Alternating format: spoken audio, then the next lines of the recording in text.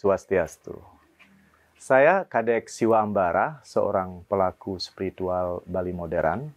Saat ini berada di Puro Moksa, akan memberikan pencerahan atau apa bisa disebut pemahaman tentang bagaimana orang Bali bertemu Tuhan atau Sang Hyang Widi atau Siwa, ya.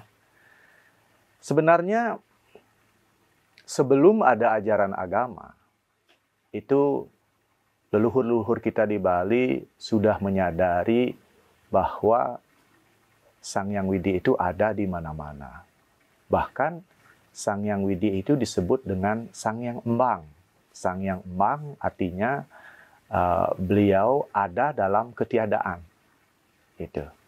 Nah, kemudian setelah ada pengaruh dari beberapa maharesi yang datang ke Bali, seperti misalnya Resi Markandeya, ya, yang mengajarkan tentang ajaran-ajaran kesiwaan yang disebut dengan mungkin yang sekarang dikenal dengan Dewata Nawasanga, itu berkembang di Bali sehingga muncul beberapa sekte, ya, ada sekte Wisnu, ada sekte Indra, ada ya yang lainnya lah, sehingga sekitar 6 atau 9 lah.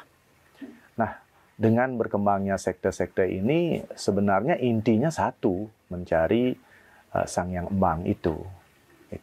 Nah, setelah berkembang sekian ribu tahun, terjadilah sedikit persaingan antara satu sekte dengan sekte yang lainnya. Nah, pada saat itu di tahun 1000 sekian, itu Empu Kuturan berperan untuk mengadakan suatu dialog antara pimpinan-pimpinan dari sekte-sekte tersebut di sebuah tempat di Gianyar, yaitu yang sekarang dikenal dengan Samuan Tiga. Nah, di sanalah lahir konsep Trimurti yang melahirkan adanya Kayangan Tiga, adanya Pura Ulun Carik, dan konsep desa adat itu. Nah, apa yang ditanam oleh Resi Markandeya dan Empu Kuturan juga dilanjutkan oleh beberapa maharesi seperti Dangyang Genijaya, Dangyang Astapaka, Dangyang Nirarta atau Pedanda Sakti Wawurauh.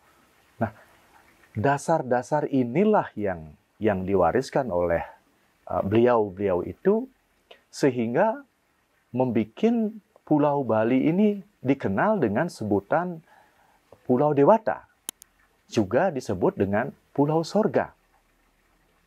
Nah, sekarang kita sebut dengan zaman modern. Nah, kewajiban kita sebagai orang Bali harus ikut melestarikan bahkan mengembangkan ajaran-ajaran yang sudah terbukti sangat adiluhung ini, yang telah pernah membuat Bali sangat bersatu, ya, dengan konsep menyatukan keluarga. Itu ada konsep Rong Tiga, ya. Kemudian di Desa Pekraman ada Kayangan Tiga, Desa Puseh Dalam. Kemudian di Bali ini ada konsep Sad Kayangan.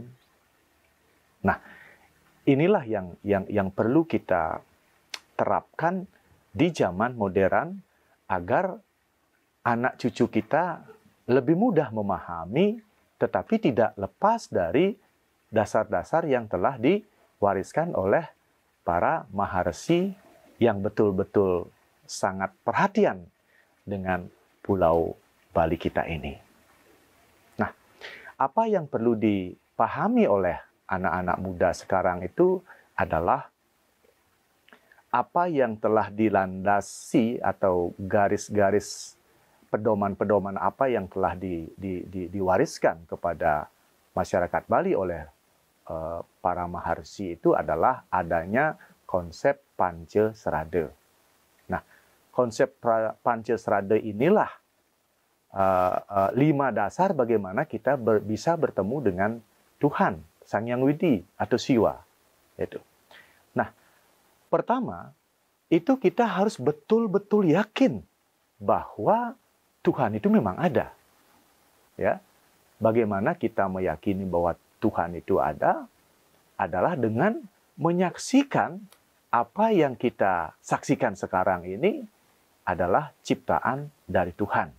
Ya, manusia tidak mampulah menciptakan alam semesta yang begitu luas, yang penuh dengan beraneka ragam ciptaan beliau. Gitu.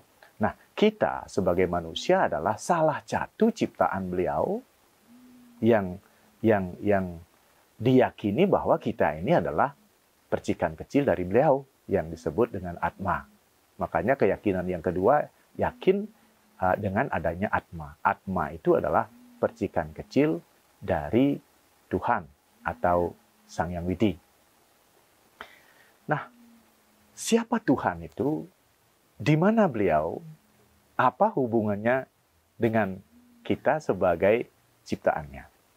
Ya, tentunya kita sudah dibekali dengan kalimat bahwa Buana Agung, ya, ada Buana Agung, ada Buana Alit. Ya, Buana Agung itu adalah ciptaan Tuhan itu sendiri. Kemudian kita ada Buana Alit, itu adalah ciptaan manusia itu sendiri. Ya, Buana Agung itu apa? Buana Agung ini adalah alam semesta ini. Ya, alam semesta ini, planet-planet yang jumlahnya tidak terhingga itu adalah ciptaan beliau. Dan beliaulah juga yang memelihara. Gitu. Beliau memelihara ciptaan. Kemudian beliau juga yang mengambil kembali mana yang tidak perlu lagi. Itu. Nah, itulah kekuasaan Tuhan yang tidak terhingga. Nah, lalu kita sebagai percikan kecil dari beliau, yaitu Atma, ada Atma dalam diri kita yang memberikan kehidupan. Lalu kita juga punya alam semesta yang disebut dengan Buana Alit. Contoh alam semesta adalah pekarangan kita. Ya. Kita dulu punya tanah, kemudian kita pingin membangun Merajan misalnya, kita pingin membangun Balai Dangin, Balai Delot, Balai Daja, dan Balai Dauh, itu semua berasal dari kita. Nah, pada saat menciptakan, pada saat kita menggambarkan bagaimana konsep pekarangan kita, itu kita bertindak sebagai sang pencipta. Atau boleh juga disebut dengan Brahma. Setelah ciptaan-ciptaan kita jadi, bangunan kita semua jadi, kemudian yang memelihara. Ya, yang memelihara bagaimana misalnya harus dibersihkan, harus disapu, harus dirapikan, bahkan dikasih kebun-kebun agar kelihatan indah. Nah, di sana kita bertindak sebagai Wisnu. Gitu. Kemudian ada bangunan yang roboh atau ada yang bocor, tentunya yang memperbaiki adalah diri kita sendiri. Nah, inilah konsep Buana Agung dengan Buana Alit bagi kita anak-anak di zaman modern ini. Ya, alam semesta ini adalah ciptaan Tuhan. Alam semesta atau pekarangan kita sendiri, bahkan kamar kita sendiri itu adalah Buana Alit kita. Kita yang menciptakan, kita yang memelihara, dan kita yang memperbaiki. Nah, ini sudah jelas bahwa ada Tuhan yang agung, ada Tuhan yang kecil. Tuhan yang agung itu kita kenal sebagai Sang Yang Widi atau Siwa. Kemudian Tuhan yang kecil adalah Atma, yaitu yang memberikan kehidupan pada diri kita. Nah, lalu kenapa kita lahir? Kenapa kita lahir ke dunia ini? Apa tugas kita semasih hidup ini? Dan setelah kematian, kita mau kemana? Gitu. Nah, sebenarnya yang menjadi tugas hidup kita, tugas kelahiran kita, ya, tugas kelahiran kita ini sebenarnya kita ingin mencari sumber kita. Kita mencari Tuhan itu sendiri. Karena ada yang mengatakan bahwa kita berasal dari Tuhan, ya.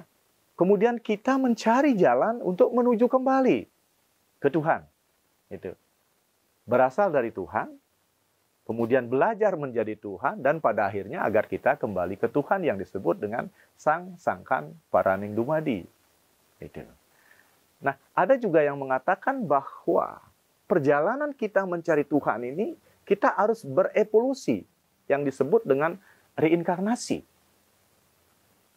Dari kelahiran kita pertama, dari makhluk yang paling kecil, untuk bisa menjadi manusia itu kita harus bereinkarnasi sebanyak 8.400.000 kali. Baru kita bisa menjadi manusia. Nah, manusia ini ada 3 level. Ya. Ada level buta, ada level manusia, ada level dewa.